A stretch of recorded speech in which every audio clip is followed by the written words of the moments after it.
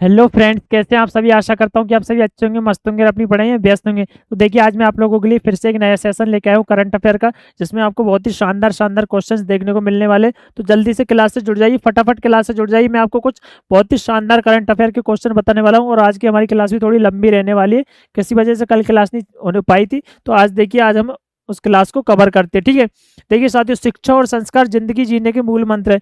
जो शिक्षा और संस्कार है वो जिंदगी जीने के मूल मंत्र है। शिक्षा कभी आपको झुकने नहीं देगी और संस्कार आपको कभी गिरने नहीं देंगे। जो शिक्षा है वो आपको कभी झुकने नहीं देगी मेरे प्यारे साथी, और जो आपके संस्कार है वो आपको कभी गिरने नहीं देंगे, ठीक है। चलिए पहला क्वेश्चन देखते हैं आज का। भारत किस देश के साथ युद्धाभ्यास टाइगर ट्राइम्फ 24 का आयोजन कर रहा है। जो भारत है वो किस देश के साथ टाइगर ट्राइम्फ 24 का आयोजन कर रहा है, बताइए। फ्रांस के साथ, जर्मनी के साथ, यूएसए के साथ या कनाडा के साथ। बताइए इसका राइट आंसर क्या होने वाला है। तो देखिए मेरे प्यारे साथियों, इसका राइट आंसर यूएसए। क्या है इसका राइट आंसर?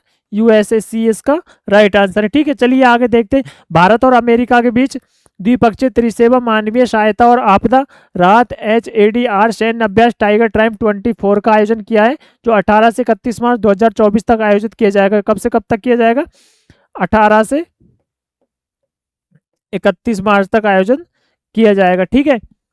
इस सैन्य अभ्यास का हार्बर चरण 18 से 31 मार्च 2024 तक आयोजित किया जा रहा है, ठीक है। कब से कब तक आयोजित किया जा रहा है?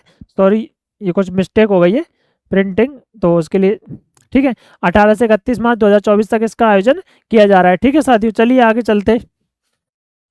अगला क्वेश्चन देखिए, हाल ही में किस राज्य की पुलिस ने digital platform Trinetra app 2.0 launch किया है? किस देश की पुलिस ने digital platform app Trinetra 2.0 launch किया? बताइए। मध्य प्रदेश, असम, उत्तर प्रदेश या बिहार? दीजिए इसका राइट आंसर क्या होने वाला है मेरे प्यारे मित्रों। तो देखिए साथियों, इसका राइट आंसर उत्तर प्रदेश। किस देश की पुलिस ने यह ऐप लॉन्च किया है? उत्तर प्रदेश की पुलिस ने। सी इसका राइट आंसर है यूपी की पुलिस ने, ठीक है। यूपी की जोगन जलेबी को टूक। अच्छा आगे देखिए, उत्तर प्रदेश पुलिस अब अत्याधुनिक डिजिटल प्लेटफॉर्म त्रिनेत्र ऐप 2.0 का उपयोग करेगी, जिसे अपराध की रोकथाम और जांच में मदद के लिए डिजाइन किया गया है। इससे क्या होगा? इसे अपराध की रोकथाम के लिए इसे किया जा रहा है, ठीक है। यूपी के डीजीपी प्रशांत कुमार ने ADG law and order Amitabh Yash के साथ डीजीपी मुख्यालय में यह ऐप लॉन्च किया है, ठीक है। चलिए अगला क्वेश्चन देखते हैं। हाल ही में यौंडे घोषणा चर्चा में थी, यह निम्नलिखित में से किससे संबंधित है? साइबर सुरक्षा, आर्टिफिशियल इंटेलिजेंस, समुद्री सुरक्षा या मलेरिया रोग? बताइए क्या है इसका राइट आंसर। तो देखिए मेरे प्यारे साथियों, इसका राइट आंसर है मलेरिया रोग। किससे संबंधित है यह पे? यह किससे संबंधित है? मलेरिया रोग से संबंधित है। डी इसका राइट आंसर है, ठीक है। चलिए, हाल ही में यह याउंड घोषणा मलेरिया के खिलाफ लड़ाई में एक महत्वपूर्ण मील का पत्थर साबित हुई है। इसके तहत 11 अफ्रीकी देशों के स्वास्थ्य मंत्रियों ने मलेरिया से होने वाली मौतों को खत्म करने का संकल्प लिया है। इस घोषणा का उद्देश्य स्वास्थ्य बुनियादी ढांचे को मजबूत करना है, कर्मियों की क्षमता का विस्तार करना और कार्यक्रम कार्यान्वयन को बढ़ाना है।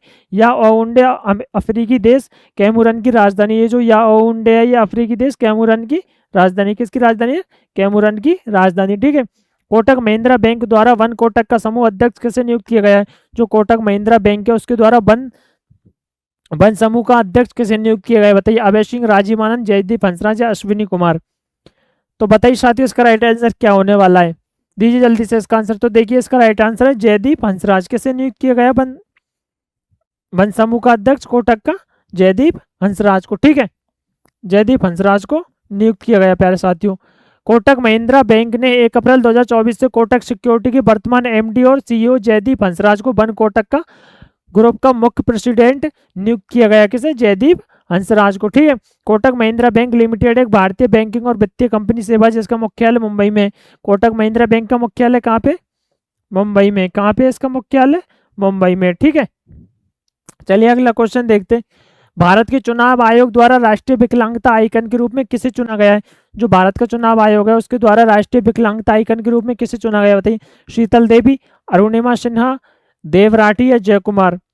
जल्दी बताइए इसका राइट आंसर क्या होने वाला है। जल्दी फटाक से आंसर दीजिए, देखिए, और फटाक से इसका आंसर दीजिए मेरे प्यारे साथियों। तो देखिए इसका राइट आंसर है शीतल देवी। ए इसका राइट आंसर। क्या है इसका राइट आंसर? ए, शीतल देवी को, ठीक है। पैरा तीरंदाज और अर्जुन पुरस्कार विजेता शीतल देवी को भारत के चुनाव आयोग का ईसीआई द्वारा राष्ट्रीय विकलांगता आइकन के रूप में नियुक्त किया गया है।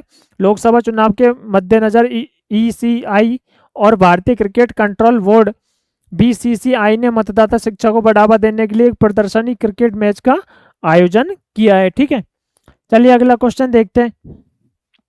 हाल ही में चर्चा में रही कोविंद समिति निम्नलिखित में से किससे संबंधित है? जो ये कोविंद समिति है जो आजकल चर्चा में है वो किससे संबंधित है बताइए? न्यायाधीशों की नियुक्ति, एक साथ चुनाव, चुनावी बांड या समान नागरिक संहिता? बताइए किससे संबंधित है कोविंद समिति जो है वो किससे संबंधित है? तो देखिए मेरे प्यारे साथियों, एक साथ चुनाव से संबंधित है। किससे संबंधित है कोविंद समिति? एक साथ चुनाव से संबंधित है। ठीक है, एक राष्ट्र एक चुनाव की व्यवहार्यता का मूल्यांकन करने के लिए पूर्व राष्ट्रपति रामनाथ कोविंद के नेतृत्व में एक समिति का गठन किया गया है। हाल ही में समिति ने अपनी रिपोर्ट राष्ट्रपति द्रौपदी मुर्मू को सौंप दी, और यह रिपोर्ट इन्होंने किसको सौंप दी? राष्ट्रपति द्रौपदी मुर्मू को यह रिपोर्ट सौंप दी गई है। ठीक है, चलिए अगला क्वेश्चन देखते हैं। स्टार्टअप महाकुंभ कहाँ आयोजित किया जा रहा है? जो स्टार्टअप महाकुंभ है वो कहाँ पे आयोजित किया जा रहा है बताइए? बेंगलुरु, मुंबई, नई दिल्ली या कोलकाता? स्टार्टअप महाकुंभ कहाँ पे आयोजित किया जा रहा है बताइए? तो देखिए मेरे प्यारे साथियों, इसका राइट आंसर है नई दिल्ली। सी इसका राइट आंसर। क्या है इसका राइट आंसर? सी। कहाँ पे आयोजित किया जा रहा है? नई दिल्ली में। ठीक है, प्रधानमंत्री नरेंद्र मोदी ने नई दिल्ली के भारत मंडपम में स्टार्टअप महाकुंभ का उद्घाटन किया है। किसने किया है इसका उद्घाटन? नरेंद्र मोदी ने, पीएम ने। ठीक है, इस अवसर पर उन्होंने प्रदर्शित प्रदर्शनी का अवलोकन किया। इस मौके पर पीएम मोदी ने कहा कि 1.25 लाख स्टार्टअप के साथ भारत तीसरा सबसे बड़ा स्टार्टअप इकोसिस्टम है जिसमें 12 लाख युवा शामिल होंगे। कितने लाख युवा शामिल होंगे इसमें? 12 लाख युवा शामिल होंगे। 1.25 लाख स्टार्टअप का तीसरा यह सबसे बड़ा स्टार्टअप है इकोसिस्टम का। ठीक है, चलिए आगे चलते। रूस में भारत के नए राजदूत के रूप में किसे नियुक्त किया गया है? जो रूस है, रूस में भारत के नए राजदूत के रूप में किसे नियुक्त किया गया बताइए? विनय कुमार, परसोत्तम रूपाला, अजय नागर या आर के अग्रवाल? बताइए साथियों इसका राइट आंसर क्या होने वाला है? आज के क्वेश्चन आप लोगों के लिए बहुत ही शानदार रहने वाले, तो जल्दी से जुड़ जाइए, क्लास को स्किप ना करें। और देखिए इसका राइट आंसर है विनय कुमार।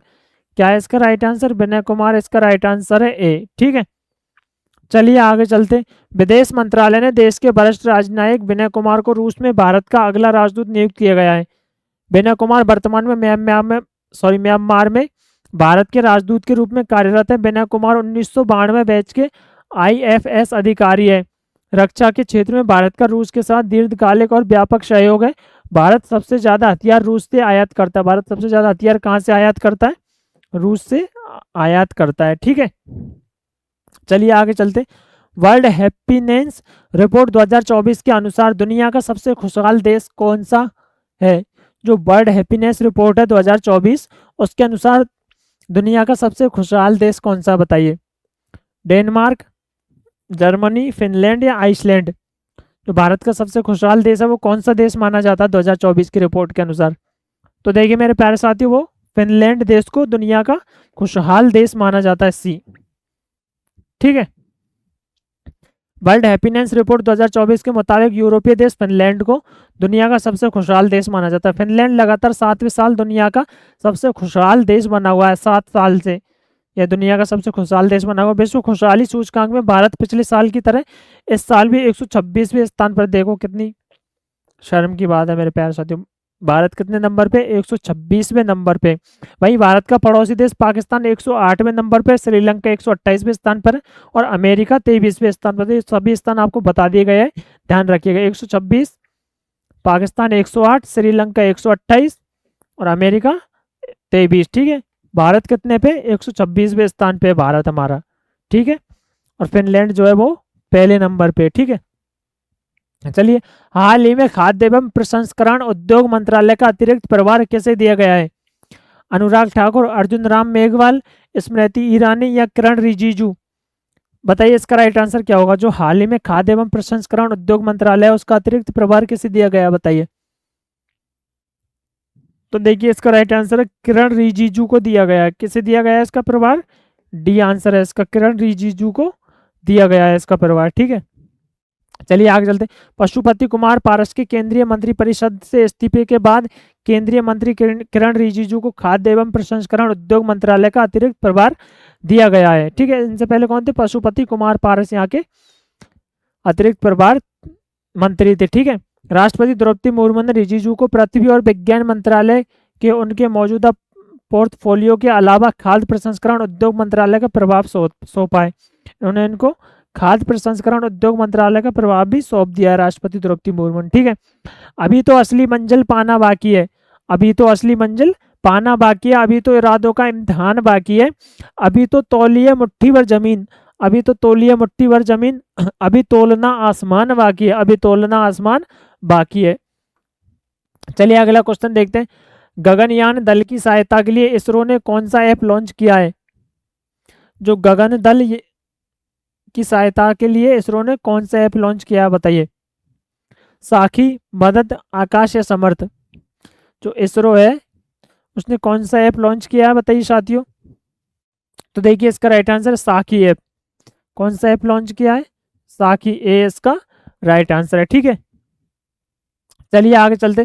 तिरुवनंतपुरम के थुम्बा में स्थित विक्रम साराभाई अंतरिक्ष केंद्र BSSC ने गगनयान चालक दल की सहायता के लिए एक बहुउद्देशीय app Sakhi spaceborne assistant and knowledge hub for crew interaction Sakhi launch किया गया है। यह ऐप अंतरिक्ष यात्रियों के स्वास्थ्य की निगरानी और पृथ्वी पर इसरो के साथ संचार बनाए रखने में मदद करेगा। इसरो साल 2025 में गगनयान मानव मिशन लॉन्च कर सकता है। जो इसरो है वो 2025 में क्या कर सकता है? गगनयान मानव मिशन लॉन्च कर सकता है इसरो। ठीक है, कितनी अच्छी बात है साथियों। अगला क्वेश्चन देखिए, हाल ही में तेलंगाना के प्रभावी राज्यपाल के रूप में अतिरिक्त जिम्मेदारी किसने दी है? किसे दी है? जो तेलंगाना के प्रभावी है राज्यपाल के रूप में अतिरिक्त जिम्मेदारी किसे दी है? तेलंगाना के प्रभारी राज्यपाल के रूप में अतिरिक्त जिम्मेदारी किसे दी गई है बताइए? आनंदीबेन पटेल, कलराज मिश्र, CP राधाकृष्णन, महेंद्र नाथ यादव? बताइए क्या है इसका राइट आंसर? तो देखिए साथियों इसका राइट आंसर है CP राधाकृष्णन। क्या है इसका राइट आंसर? CP राधाकृष्णन, सी इसका राइट आंसर है। ठीक है, चलिए आगे देखते हैं। झारखंड के राज्यपाल CP राधाकृष्णन को तमिलिसाई साउंड राजन की जगह तेलंगाना के प्रभावी राज्यपाल के रूप में अतिरिक्त जिम्मेदारी दी गई है। इससे पहले शोधन राजन ने अपने पद से इस्तीफा दे दिया था। वह पुडुचेरी के उपराज्यपाल की अतिरिक्त जिम्मेदारी भी संभालेंगे। ये है जो पुडुचेरी के उपराज्यपाल की अतिरिक्त जिम्मेदारी भी संभालेंगे कौन? राधाकृष्णन जी। ठीक है, चलिए अगला क्वेश्चन देखते हैं। हर वर्ष अंतर्राष्ट्रीय प्रसन्नता दिवस कब मनाया जाता है? जो अंतर्राष्ट्रीय प्रसन्नता दिवस है वो कब मनाया जाता है? 18 मार्च, 19 मार्च, 20 मार्च या 21 मार्च? बताइए अंतर्राष्ट्रीय प्रसन्नता दिवस कब मनाया जाता है? तो देखिए मेरे प्यारे मित्रों इसका राइट आंसर है 20 मार्च को। कब मनाया जाता है? 20 मार्च को। और इसके अनुसार, इसकी गणना के अनुसार सबसे खुशहाल देश कौन सा माना जाता है? फिनलैंड, जो अभी बताया था मैंने आपको। ठीक है, आगे चलते। अंतर्राष्ट्रीय प्रसन्नता दिवस हर साल 20 मार्च को संयुक्त राष्ट्र द्वारा आयोजित किया गया एक वैश्विक कार्यक्रम है। 12 जुलाई 2012 को संयुक्त राष्ट्र की महासभा ने एक प्रस्ताव पारित कर 20 मार्च को अंतर्राष्ट्रीय खुशी दिवस घोषित किया है। इस दिन का उद्देश्य लोगों को सरल और खुशहाल जीवन जीने के लिए प्रोत्साहित करना होता है। ठीक है, चलिए आगे चलते। हाल ही में किस राष्ट्रीय उद्यान में बाघों की आबादी और संरक्षित करने के लिए जेनेटिक रेस्क्यू प्रस्तावित किया गया है? कौन से राष्ट्रीय उद्यान में किया गया है बताइए? रणथंभौर राष्ट्रीय उद्यान, बंसदा राष्ट्रीय उद्यान, मुकुंदरा राष्ट्रीय उद्यान या चंदौली राष्ट्रीय उद्यान? दीजिए इसका राइट आंसर क्या होने वाला, जल्दी बताइए। तो देखिए प्यारे साथी इसका राइट आंसर है रणथंभौर राष्ट्रीय उद्यान।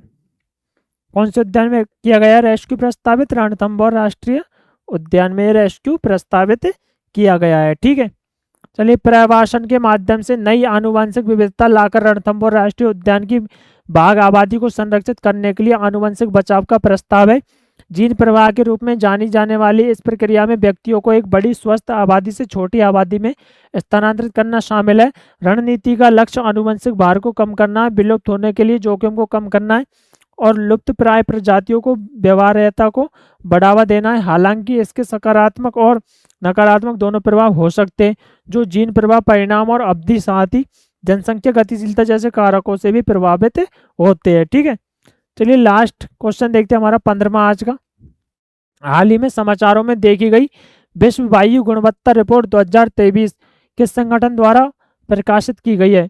जो समाचार पत्रों में देखी गई हाल ही की वायु विश्व गुणवत्ता रिपोर्ट 2023 है वो किसके द्वारा प्रकाशित की गई है बताइए? विश्व स्वास्थ्य संगठन के द्वारा, स्विस संगठन IQAir के द्वारा, या संयुक्त राष्ट्र पर्यावरण कार्यक्रम के द्वारा, या संयुक्त राष्ट्र विकास कार्यक्रम के द्वारा? दीजिए, आज का लास्ट सवाल है, इसका राइट आंसर दीजिए जल्दी से, और बहुत ही शानदार और जानदार क्वेश्चन है आप लोगों के लिए। तो देखिए देखिए प्यारे साथियों, इसका राइट आंसर है स्विस संगठन IQAir।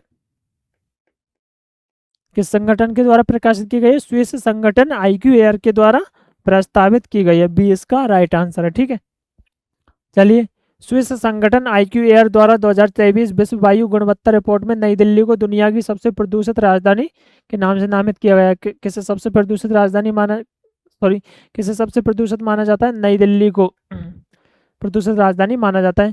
54.4 UG बटे MQ की औसत वार्षिक PM 2.5 सांद्रता के साथ भारत वायु गुणवत्ता में तीसरे स्थान पर है। भारत कौन से स्थान पर है? वायु गुणवत्ता में तीसरे स्थान पर है। बांग्लादेश और पाकिस्तान की स्थिति बदतर थी, जबकि बिहार के बेगूसराय को सबसे प्रदूषित महानगरीय क्षेत्र का नाम दिया गया है। बिहार का जो बेगूसराय है उसे सबसे प्रदूषित महानगरीय क्षेत्र का नाम दिया गया है। शीर्ष 11 प्रदूषित शहरों में से 10 भारतीय थे, लाहौर एकमात्र अपवाद था। जो 11 शहर थे वो कौन क्या थे? सॉरी, 11 में से 10 तो भारतीय थे और जो एक था वो अपवाद था। भारत की 96% 96% आबादी को WHO के दिशा निर्देशों से अधिक PM 2.5 स्तर का सामना करना पड़ा।